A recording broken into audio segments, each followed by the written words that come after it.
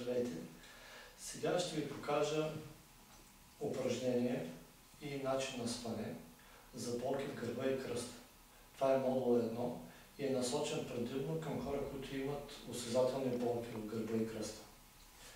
Първото условие е да спите на твърдо.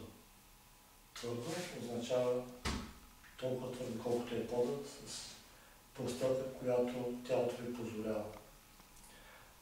Ако леглото ви не е такава твърдост и нямате възможност за по-твърд матрак, тогава ви съветвам колкото е възможно по-често през деня да лежите на пода по гръб. Последния начин. Правите си една възглавница от обикновена хавлия. Навирате по този начин. Стегнат колкото е възможно. И това е вашата възглавница за здравословно спане. Лягате по гръб и поставяте възглавницата зад врата.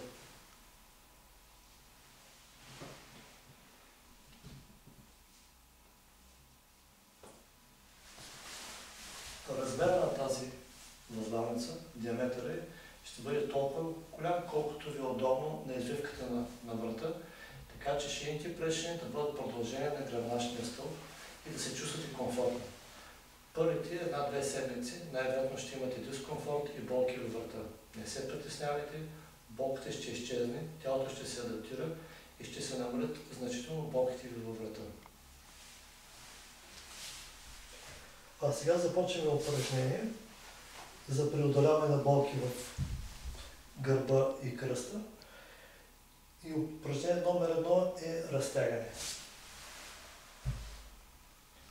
Изпъвате ръцете над главата и краката.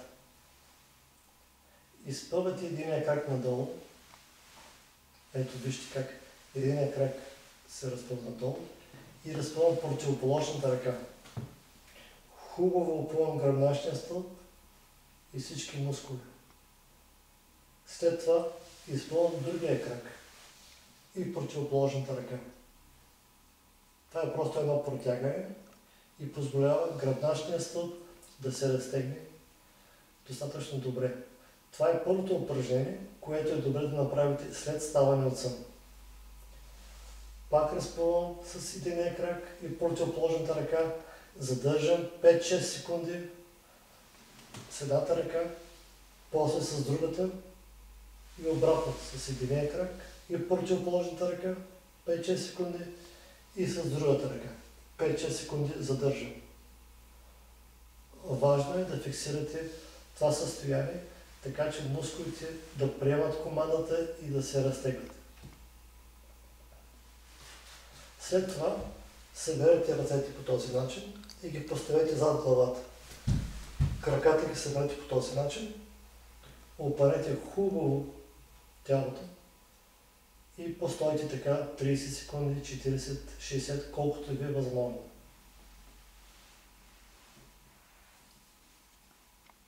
Постепенно напрежението в мускулите ще започне да намалява.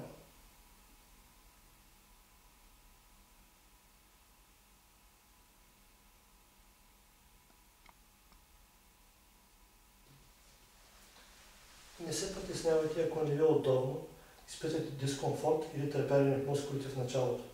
Тялото постепенно ще свиква. А сега преминаваме към вибрации. В същата тази позиция изпълняваме вибрации с цялото тяло, като започват от таза.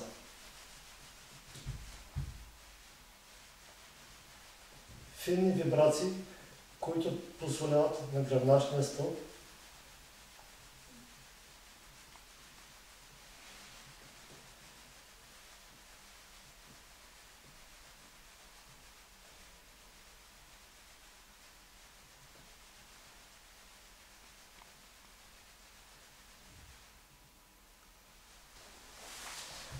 тези вибрации позволяват гръбначния стълб да се самонамества, мускулите не се напрягат, няма спазъм, абсолютно безопасно е и при дискови хернии. Изпълнявайте ги бавно, внимателно, наблюдавайте всяка една става от тялото си. Правете ги внимателно така че гръбначният стълб да почувства облегчението, разтягането и ще започне ревитализация на гръбначния стълб по този начин. Пийте достатъчно вода през деня. 30 грама на килограм тегло. Това е нормалната доза за всеки човек за здравословно хранене и живот. Следващата вибрация е като сложите ръце зад врата, краката в контрашпиц. Тук вибрации са по-енергични.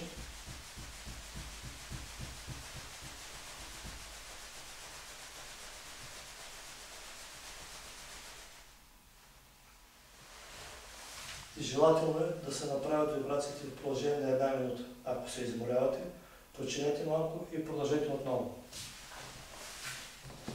Същите тези вибрации са изключително полезни при болки в кръста, дископатии, дискови хернии и шиаз радикулит. Поставете тази възбраничка или друг тип средство, блокчета за йога или каквото и да е, в лобалната част на кръста, на гърба и се изпълнете на земята. Изпълнете ръцете зад главата. Постойте така 20-30 секунди и започнете леки вибрации.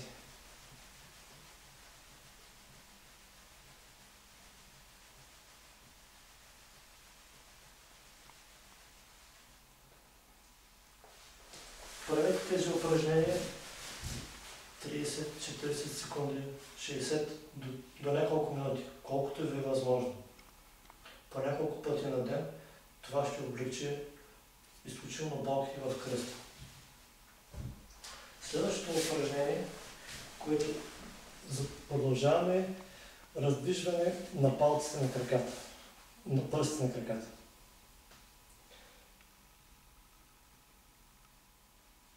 Напред и назад, пред и назад. Палеца напред, пръстите напред. Изключително полезно упражнение за хора, които имат халус валгус, така наречено кокълче.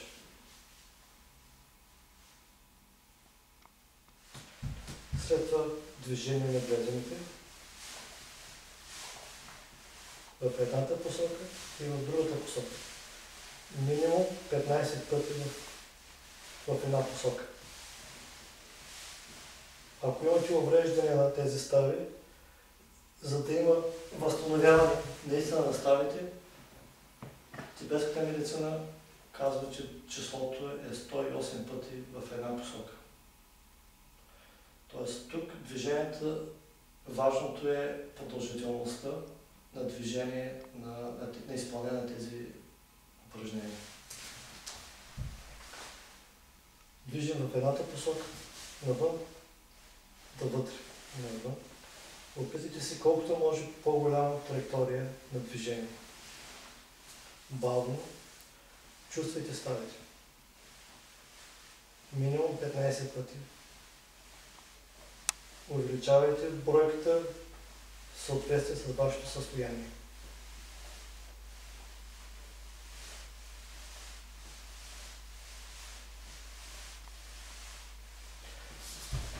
А сега потропване с краката. Това е движение, което позволява подобряване на кръвообращението в краката, подобряване на ставите, колените стави, подобряване здравето на капилярите и на вените. Правете го в продължение на минута, 2-3.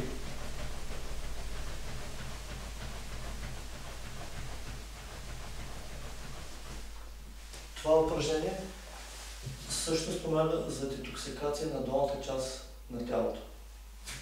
А сега едно специално упражнение за болки в кръста. Легнете по гръб, вдигнете коленете към тялото и ги обхванете с ръце. Плавно предърпайте краката към гърдите, като отлепите таза от пода. Не преминавайте зоната на болка и задръжте тази позиция.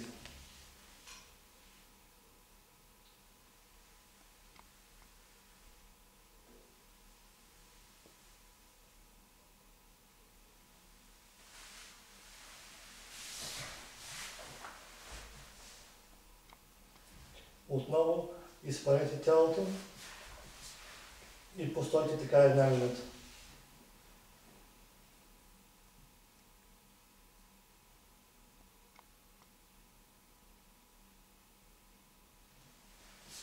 Сега ще раздвижим тазобедрените стави. Обхванете крака с две ръце и леко раздвижете тазобедрената става. Почувствайте къде има болка и ограничение в движението.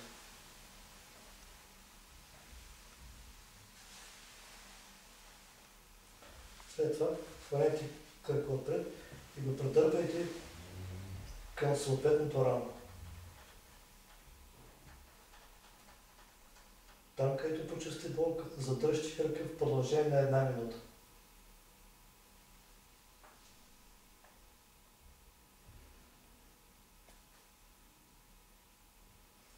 Отпуснете бавно и претърпайте крака към противоположното рамо. Задръжте също 1 минута.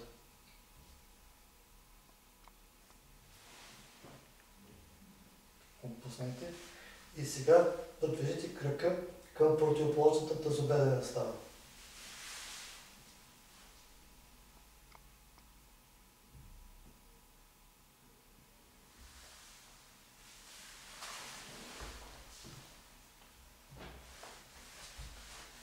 Следващото упражнение е усъкване. Сложете крак върху крак, ръцете в страни и завъртете краката в едната противоположната посока и главата. Направете това движение 5-6 пъти. Раменете трябва да бъдат на пода. И след това фиксирайте 1 минута.